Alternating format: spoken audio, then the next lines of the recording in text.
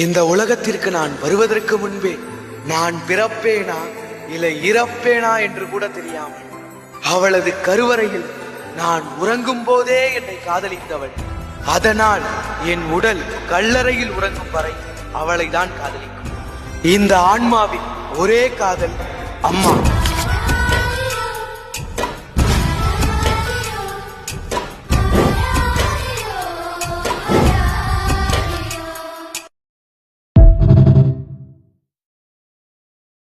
செத்து போழச்சி நம்ம பெத்து எடுப்பா, அடரத்தம் முறிச்சி நித்தம் பால கொடுப்பா.